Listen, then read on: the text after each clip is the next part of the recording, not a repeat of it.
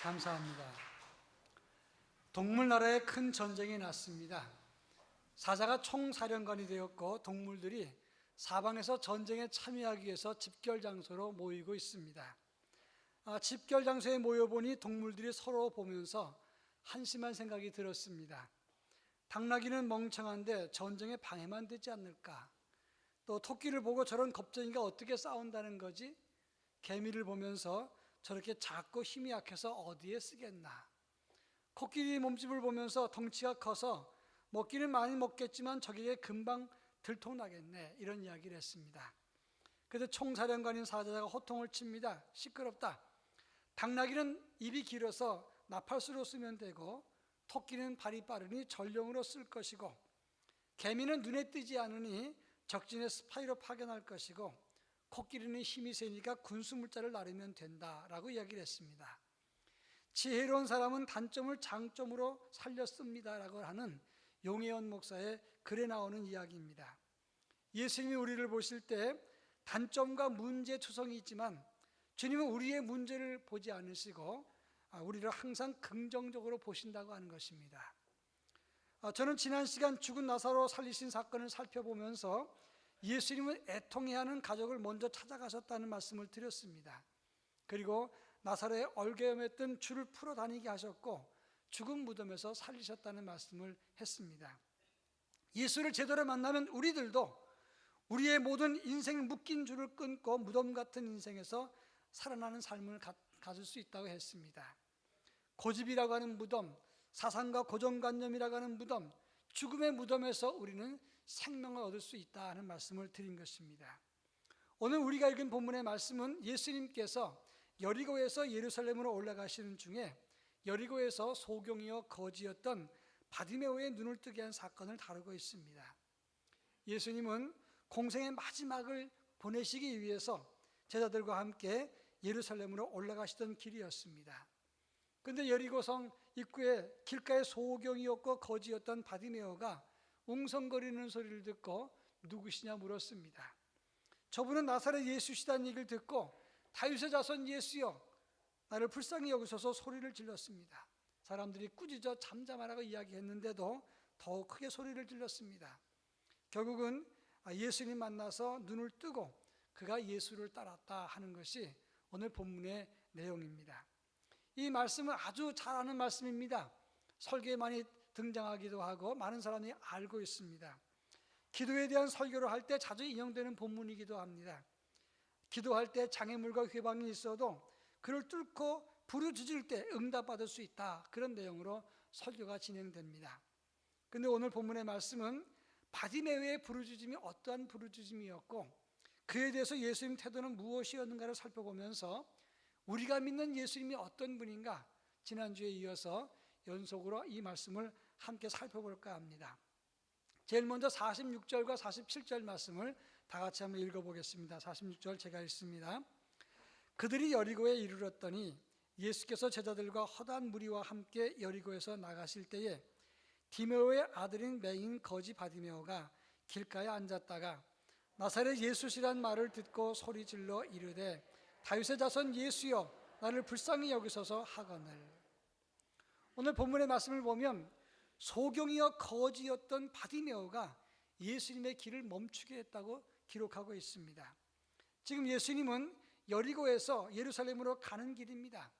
왜 여리고에서 예루살렘으로 갈까요? 그것은 예수님 마지막 공생의 사역 십자가를 지시기 위해서, 십자가에서 죽으시기 위해서 지금 예루살렘으로 올라가시는 길이었습니다. 지리적으로 보면 여리고는 예루살렘의 북동쪽 24km 지점이니까 60리 정도 떨어진 곳입니다. 그런데 여리고는 지중해보다 250m가 낮습니다. 그리고 예루살렘은 해발 762m가 됩니다.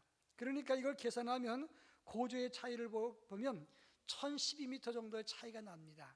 그러니까 60리에 1012m 같으면 그 올라가는 길이 아주 가파른 언덕길이라는 것을 말하는 것입니다. 지금 시간이 별로 없습니다. 예수님이 십자가 지시기 위해서 예루살렘으로 가셔야 됩니다. 그 길은 경사가 급합니다. 힘든 길입니다. 그런데 지금 많은 사람들이 함께 가는 그 길에 지금 사람이 소리를 질러서 그 길을 멈추게 했습니다. 근데 그 사람이 누군가? 오늘 46절에 보니까 맹인이고 거지였던 바디메오라고 말을 하고 있습니다. 이 바디메오란 말은 디메오의 아들이라 그런 뜻이에요. 근데 여리고에서 잘 알려져 있는 거지요 맹인입니다. 학자들의 말에 의하면 대대로 거지였고 복되지 않은 천하디 천한 신분의 사람으로 알려져 있었다, 이렇게 말합니다. 우리 어릴 때 울면 망태 할아버지가 잡아간다 그랬어요. 그러면 그 말만 들으면 겁이 나가지고 뚝 그쳤습니다. 근데 망태 할아버지의 실체를 본 사람은 아무도 없어요. 근데 비슷한 사람이 있는데 넉마를 주러 다니는 그런 사람들은 있었습니다. 근데 그때 생각하기를 가난하고 천한 일을 하면서 좀 무서운 느낌이 들었던 것이 지금 인상 깊습니다. 바디메오가 그런 사람이었다는 말씀입니다. 근데 바디메오가 소리 지르니까 사람들이 꾸짖어 잠잠하라 그랬는데, 이 말을 통해서 볼 수 있는 것은 그가 비천한 신분이고 무시받고 가난한 사람이라는 걸 알 수가 있는 거예요. 그런데 예수님은 그 사람의 부르짖음을 무시하지 않고 가던 길을 멈췄다고 하는 것입니다. 사람들은 돈 없고 힘 없고 권력이 없고 인기 없고 지성이 없고 가진 것이 없으면 그 사람의 말에 귀를 기울이지 않습니다. 제가 노회에 처음 왔을 적에 노회 때 어떤 개척교회 목사님이 발언을 했습니다. 그런데 그 당시에 노회에서 제일 큰 교회 담임 목사님이 목사가 다 목사인 줄 알아, 목사가 다 똑같은 목사인 줄 아느냐, 발언을 멈추라, 이렇게 얘기를 했어요. 그러자 그 말씀하시던 목사님이 발언을 못하고 중지했습니다. 그때 사람들이 야, 목사도 등급이 있나? 그럼 천국도 등급이 있겠네? 이렇게 수근거리면서 속상해했던 기억이 납니다. 사람들은 등급이 다 매겨져 있어요. 그래서는 안 되는 것인데 그렇게 되어 있습니다. 지금 누가 누구의 길을 멈춘 것입니까? 가장 비천한 거지와 소경이 인류 구원의 길을 가시는 예수님의 길을 멈추게 한 겁니다. 어쩌려고? 그것은 용서할 수 없는 것입니다. 그 길을 막으면 안 되는 것이고 지체하게 하면 안 되는 것입니다. 그런데 예수님께서 가던 길을 멈추시고 그 소경의 부르짖음을 들으셨다고 하는 것입니다. 여기에 중요한 포인트가 있는 겁니다. 제가 지난 주간에 텔레비전을 보니까 중국 공산당 권력에 관한 이야기가 나왔어요. 중국 공산당 1대 주석이 모택동이고 2대 주석이 유속이라고 하는 류사오치라고 하는 사람입니다. 그의 부인은 왕광미라고 하는 여성이었는데 좋은 집안의 딸로 교육도 많이 받은 미인이었고 유창한 영어 실력으로 국제 외교 무대의 스타였어요. 이 유속이 부부는 외교적으로 두드러진 역할을 수행했다고 하는 겁니다. 그런데 모택동도 왕광미의 그 미모와 지성을 높이 칭찬을 했습니다. 근데 강청이 그게 몹시 속상했던 것 같습니다. 그래서 왕광미를 시기하는데 자기 권력에 장애가 되니까 자기 앞길을 막는 사람이라고 생각을 하고 문화혁명을 일으켜서 유속이와 왕광미를 숙청을 시킵니다. 전직 주석이었는데도 공직을 박탈하고 그리고 간첩 이유를 대서 감옥에 가둬버립니다. 그 이유 중에 하나가 왕광미, 미자가 미국 미자라고 했기 때문에 간첩이라고 이렇게 얘기를 해서 뒤집어 씌웠다고 하는 겁니다. 그 유속이는 감옥에서 죽었고 그 다음에 왕광미는 12년 동안 감옥 생활을 했습니다. 그러다가 모택동이 죽고 난 다음에 문화혁명이 끝났을 때 복권이 됐습니다. 숙청 세력의 이유가 뭐냐면 내 가는 길을 방해했고 장애가 된다는 이유였다고 하는 겁니다. 지금 예수님께서 가시는 길은 인류 구원 십자가를 지시는 길인데 그 길을 멈추면 안 되는 거 아닙니까? 거기다가 또 비천한 사람이 소리 질러서 멈추게 하면 안 되는 거 아닙니까? 그런데 예수님은 그 소자의 부르짖음도 외면치 않았다고 하는 것입니다. 히브리서 2장 18절에 보면 그가 시험을 받아 고난을 당하셨은즉 시험 받는 자들을 능히 도우실 수 있느니라 말씀했습니다. 예수님도 인간의 몸을 입었기 때문에 얼마나 힘들었을까? 그리고 가던 길을 멈추시면서 그 소리를 들었다고 하는 겁니다. 누가복음 5장 31절 이후에 보면 예수께서 대답하여 이르시되 건강한 자에게는 의사가 쓸데없고 병든 자에게라 쓸데있나니 내가 의인을 부르러 온 것이 아니요 죄인을 불러 회개시키러 왔노라 말씀했습니다. 예수님이 지금 하시는 일은 위대한 일입니다. 이것은 생명을 구하는 일입니다. 인류 전체를 건지는 그런 귀한 일입니다. 그런데 비천하고 가진 것 없는 사람이 예수님 불러 세워서는 안 되는 것인데, 그런데 예수님 그 사람을 무시하지 않고 길을 멈추고 들으셨다고 하는 겁니다. 우리가 믿는 예수님이 이런 분이십니다. 비천한 신분, 실패한 사람이라도 주님 앞에 섰을 때 주님은 외면치 않으시는 분이라는 것을 성경은 설명하고 있는 것입니다. 평북 정주에 가면 소경이고 박수무당이었던 백사겸이라는 사람이 살았던 곳이 있답니다. 그 사람은 백사겸은 소경이었고 무당이었습니다. 돈을 꽤 잘 벌었는데 어느 날 선교사님이 지나가면서 자식 망칠 일 하지 말고 예수 잘 믿으라 얘기를 했습니다. 지나가면서 한 얘기인데 백사겸 머릿속에 쟁쟁쟁 울리고 떨어지지 않는 겁니다. 밤새 그 생각을 하는데 새벽에 종소리가 나서 그래서 그 길로 교회 갔다가 예수를 믿고 이제 박수무당을 그만둡니다. 나갔던 교회가 하필이면 또 교회 건축을 하게 되니까 부모로부터 받았던 집이랑 땅이랑 한 1000평 되는 땅을 다 교회에게 드렸습니다. 갈 곳이 없었습니다. 근데 그때 선교사님이 그 모습을 보고 그 백사겸이를 교회 사찰로 세웁니다. 그 교회에서 열심히 일하는데 선교사님이 보고는 박수무당의 아들을 유학을 보냈는데 파크 대학과 프린스턴 대학과 펜실베니아 대학과 예일 대학을 공부를 했어요. 예일 대학에서 한국 1호 박사가 되는데 그 백사겸의 아들이 백낙준 박사로 연세대학교 초대 총장이고 2대 교육부 장관이었고 참의원 의장이었다고 하는 겁니다. 비천한 소경이와 박수무당의 아들을, 그 사람을 유학을 보내고 그를 지원해 줬다고 하는 겁니다. 이게 복음의 내용인 것입니다.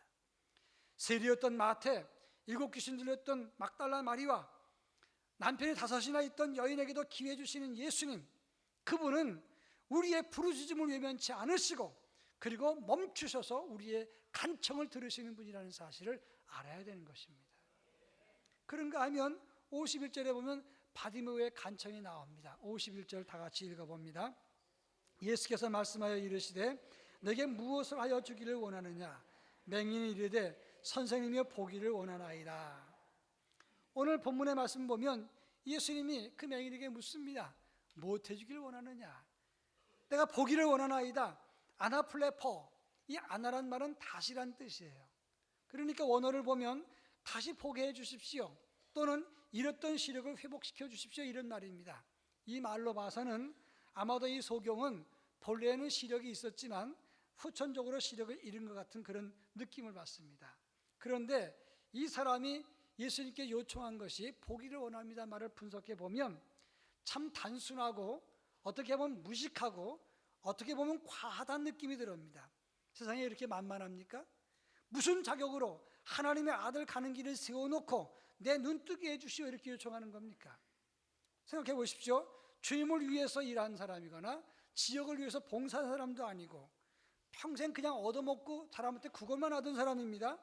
지금 현대의학도 이런 시력을 찾는 건 쉽지 않습니다. 그런데 이런 요구를 무슨 권한으로 무슨 자격으로 예수님께 툭 들어와서 그렇게 요청하느냐 이 말씀입니다. 몇 년 전 일입니다마는 제 방에 아무 예고도 없이 어떤 목사님이 찾아오셨어요. 그리고 저한테 3억만 빌려달라고 그랬어요. 제가 무슨 돈이 있느냐 그랬더니 교회에서 좀 빌려주면 안 되겠습니까? 같은 교단인데. 그래서 제가 뭐라 그랬어요. 왜냐하면 첫째, 3억을 빌려줘야 될 이유를 대봐라. 우리 교회 그런 돈도 없지만 예고도 없이 갑자기 들어와서 같은 교단이니까 3억 빌려달라고 할 때 빌려줄 사람이 어딘데냐. 이거는 어떻게 보면 무모하고 그리고 결례 같다 생각을 했어요. 여러분, 갑자기 들어와서 3억 빌려달라면 여러분 빌려주겠습니까? 3억보다 더 큰 것이 내 눈뜨게 해달라 그런 요청인 것입니다. 그 전에 장인 어른 목사님 살아계셨을 때 미국 가시기 전에였습니다. 어떤 사람이 출판사 하시던 분이 신문에 광고를 냈어요.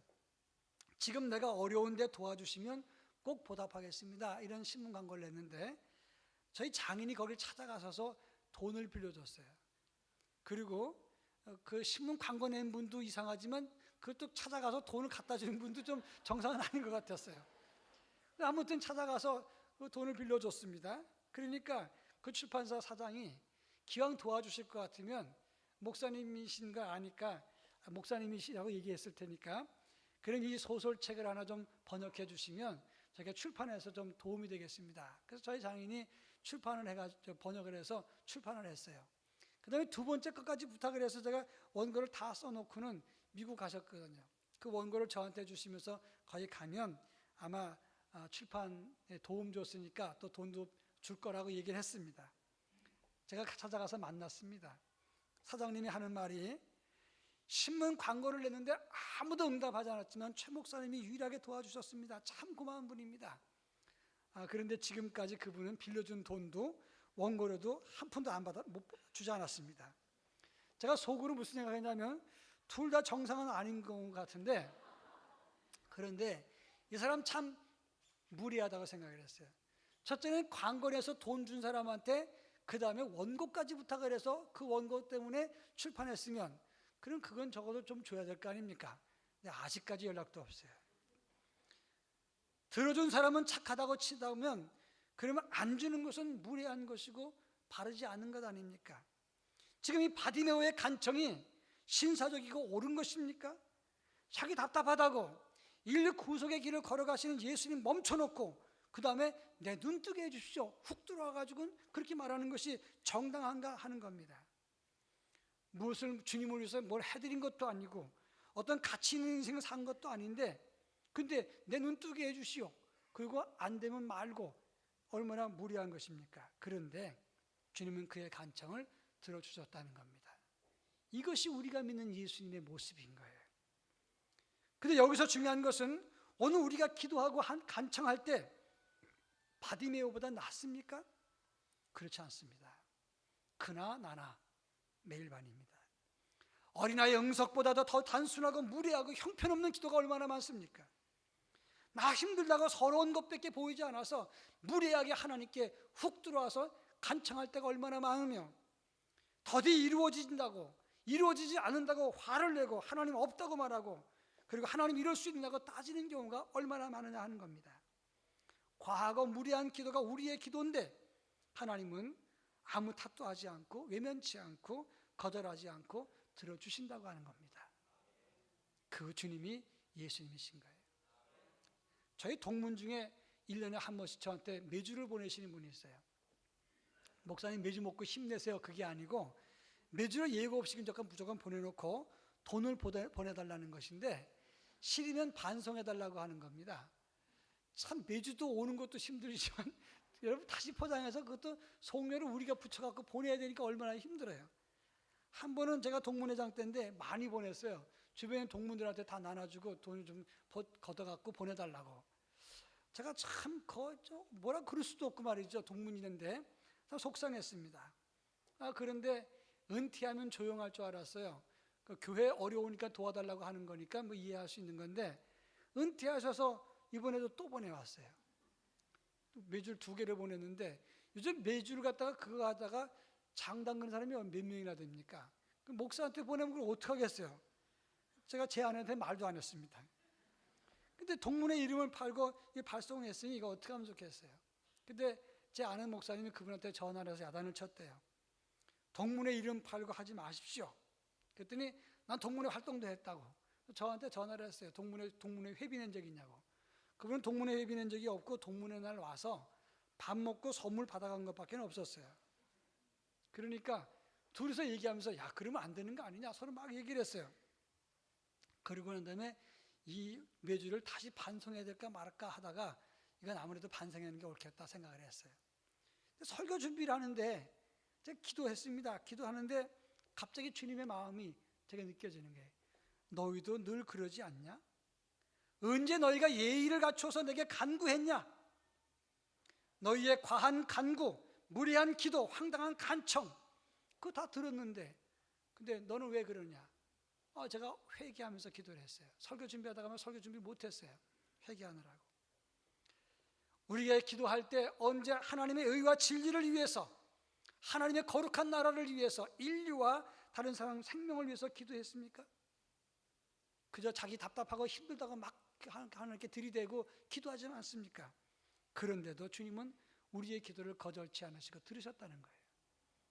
그 주님이 나의 주님 예수 그리스도시라는 사실을 기억하시길 바랍니다.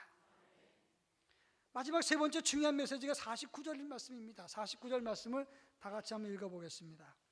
예수께서 머물러 서서 그를 부르라 하시니 그들이 그 맹인을 부르며 이르되 안심하고 일어나라 그가 너를 부르신다 하매.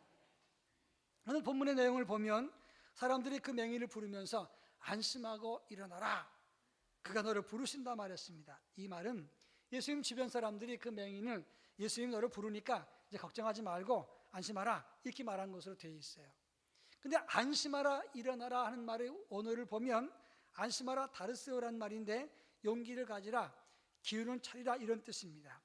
예수님 너를 부르니까 이제 안심해도 된다 염려하지 마라 이런 의미에서 이 말을 썼어요. 근데 이 단어를 보니까 이 단어의 용례를 보면 이 단어는 예수님이 사용하셨던 단어예요. 마태복음 9장 2절에 보면 중풍병자가 침상에 데리고 왔을 때 작은 자야 안심하라 내 죄사함을 받았느니라. 마태복음 9장 22절에 보면 12의 혈루증 앓던 여인에게 예수님 뭐라고 말씀하시냐면 따라 안심하라 내 믿음이 너를 구원하였다. 마가복음 6장 20절에 보면 갈릴리 풍랑을 만났을 때 안심하라 내니 두려워하지 말라 이렇게 말씀합니다. 이 똑같은 단어 사용은 무슨 말이냐면 이 단어는 예수님께서 고난 중에 있던 사람들의 문제를 해결하시고 걱정하지 마라 이제 안심해도 된다 그 마음에 평안을 가져라 이렇게 말씀하실 때 쓰던 단어였다는 겁니다. 그러니까 학자들은 이 말씀을 보면서 뭐라고 말씀하냐면 아마도 예수님께서 사람들에게 그 소경에게 안심하라고 그래라 그랬기 때문에 그 말을 듣고 사람이 바디메오에게 가서 예수님이 안심하라고 했으니까 이제 일어나서 가라 라고 말했다는 겁니다. 일어나라고 하는 말은 에게이르라고 하는 단어인데 이 말은 안심하라와 똑같은 현재 진행형으로 되어 있어요. 그리고 이제 즉각 소망을 가지고 지체 없이 일어나라 이런 의미가 있는 겁니다. 다 예수님은 즐겨 사용하셔서 단어고 이 본문을 기록했을 때 그 의미도 같은 뜻이라고 하는 거예요. 정리해 보면 예수님은 이 무리하고 무지한 소경 거지 바디메오가 결례를 행하면서 황당한 간청을 했어도 무시하지 않고 안심하라 일어나라 기회를 주셨다는 것이 되는 겁니다. 우리 주님은 때때로 무리한 간청도 실패한 사람도 병든 사람도 그리고 거역하는 사람도 기회 주시는 분이십니다. 요한복음 8장에 보면 가늠한 현장에서 붙잡혀온 여인이 있었습니다. 율법에 의하면 현장범입니다. 이 사람은 돌로 쳐서 죽이게 됩니다. 사람들은 돌을 들고 지금 죽이려고 합니다. 그때 예수님 뭐라고 말씀하십니까? 나도 너를 정죄치 아니하노니 가서 다시는 죄를 범하지 말라 기회를 주셨어요. 누가복음 13장에 보면 포도원 무화과 나무의 비유를 말씀합니다. 3년 동안 열매가 없어서 주인이 찍어버리라. 그럴 때 포도원 지기가 뭐라고 말합니까? 주인이여 금년에도 그대로 두소서 내가 두릅하고 거름을 줄이니 그리고 기회 달라고 요청을 합니다. 바로 기회 주시는 예수님인 것을 우리에게 설명하고 있는 거예요. 주님은 우리에게 기회를 주십니다. 아무리 실패한 사람이라도 아무리 거역한 사람이라도 아무리 하나님을 모르는 사람이라도 기회 주시는 분이 예수님이라는 사실을 알아야 되는 겁니다. 제가 신학대학원 다닐 때 채플 강사로 깍두기 머리를 하고 어떤 분이 왔어요. 참 목사님이 깍두기 머리 하니까 좀 이상해요. 인상도 험한데 설교할 때 용어 사용이 너무 무식하고 품위가 없었습니다. 그때 우리 신학생들끼리 우리 신학교 신학대학원을 어떻게 보고 이런 사람 강사를 섭외했나 그래서 서로 이렇게 주고받았습니다. 불평을 했어요. 근데 이분이 설교 후반전에 이런 말을 합니다. 나는 전과 14범입니다. 폭력 사기 전과범입니다. 상대 조직과 싸우다가 상대방이 나는 칼로 찔러서 나는 찔렸고 나는 도끼로 그 사람 머리를 쳐서 그 사람 죽었습니다. 눈 떠보니까 병원에 있었다는 거예요. 그래서 그분은 조직폭력과 살인죄로 사형을 받았습니다. 감옥에 있다가 무기수가 됐고 10여 년 감옥 생활하다가 그 안에서 예수를 잘 믿고 공부하고 모범수로 풀려나게 됐어요. 출소 후에 목사가 됐다고 합니다. 그러면서 개척 5년에 교인이 300명이에요. 집사님이 3분이 있대요. 그 교회는 집사 직분을 받을 땐 시험을 보는데 마태복음 1장부터 28장까지 다 외워야 집사 직분을 준다는 겁니다. 여러분 1장부터 28장까지 다 외우면 집사 직분 준다면 몇 분이나 해당될까요? 저게 막 웃었어요. 그분이 마지막 말이 참 감동적이었어요. 나는 인간 쓰레기입니다. 사회 악입니다. 나는 목사가 되면 안 되는 사람입니다. 그런데 주님은 내게 기회 주셨습니다. 그래서 지금도 눈물로 예수 위에 삽니다. 우리 주님이 우리에게도 기회 주셨습니다. 그 말하면서 울을 때 우리 모두가 감동을 받았어요. 그렇습니다. 예수님은 거지 소경이었던 바디메오가 겉옷을 버리고 예수님께 뛰어갔을 때 그에게 눈을 뜰 수 있는 기회를 주셨습니다. 무지하고 무리하고 황당한 바디메오였지만 받아주었습니다. 그리고 가라, 내 믿음이 너를 구원했다. 지금 바디메오의 믿음이 무슨 믿음입니까? 어디 별로 칭찬받을 만한 믿음이 아니지 않습니까? 그런데 그것을 인정하고 칭찬하시고 기회 주셨다는 겁니다. 작은 믿음만 있어도 주님은 그걸 귀히 보셨다는 거예요. 이것이 우리가 믿는 예수님의 참 모습이라는 사실을 알아야 되는 것입니다. 남북전쟁 때 북한 병사들의 시체를 묻기 위해서 천주교 신부님에게 교회 묘지에 매장을 부탁했어요. 신부님이 말합니다. 그 죽은 분들이 영세 받았습니까? 아니요. 그럼 우리 교회는 법상 내기가 있기 때문에 받아줄 수 없습니다. 그러면 신부님, 교회 묘지 울타리 밖에 가매장은 어떻습니까? 나중에 저희가 그 시신을 찾아가겠습니다. 뭐 그건 우리 땅도 아니니까 할 수 없죠. 그리고 그냥 허락을 했어요. 전쟁 후에 그 병사들이 동료 병사들의 시신을 찾으러 갔더니 가매장한 묘가 없었어요. 이게 어떻게 된 건가 해서 신부님에게 물었더니 신부님이 그날 밤에 밤새 고민을 했답니다. 고민을 하다가 예수님이 우리를 받아주셨는데 내가 죽은 사람 묘를 그걸 받아주지 않으면 안 되겠다 생각을 하고 교회 내기가 있으니까 묘지 울타리를 저 바깥으로 다 넘게 이렇게 다시 친 겁니다. 그래서 받아주게 됐어요. 그 친구들이, 그 병사들이 너무 고맙게 인사를 하니까 이런 말을 했습니다. 나는 죽은 사람 묘지 받아주는 것밖에 없지만 우리 예수님은 그 정도의 은혜가 아니라 상대할 가치조차 없는 우리를 용납하고 들으시고 해결하신 분입니다 라고 이야기했다는 기록이 있어요. 그렇습니다. 우리는 이 바디메오 같은 인생들입니다.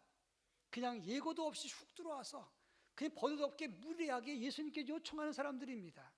그런데도 예수님은 가던 길 멈추시고 그 소리를 듣고 그 사람의 소원을 들어주셨습니다. 그분을 따라서 눈을 뜨는 믿음 생활, 그리고 하나님의 자랑과 기쁨이 되는 믿음 생활을 해야 참된 믿음 생활이 되는 것입니다. 이 같은 믿음이 우리의 믿음 되기를 주의 이름으로 축원합니다. 사랑 많으신 하나님 아버지 감사합니다. 바디메오 같은 인생들입니다. 자기 자신 불편하다고 예수님께 뛰어들어서 무례하게 간청을 했습니다. 그렇지만 그 인류 구원의 길을 잠시 멈추시고 그를 들으시고 그의 눈을 뜨게 하신 주님 감사합니다. 오늘 저희들에게도 이와 같은 은혜가 있사오니 주여 저희들이 주님 만나서 눈을 제대로 뜨게 하시고 영생의 눈을 뜰 뿐만 아니라 주님을 따라 믿음 생활해서 하나님의 자랑과 기쁨이 되는 주의 거룩한 자녀가 되게 하옵소서. 예수님의 이름으로 간절히 기도합니다.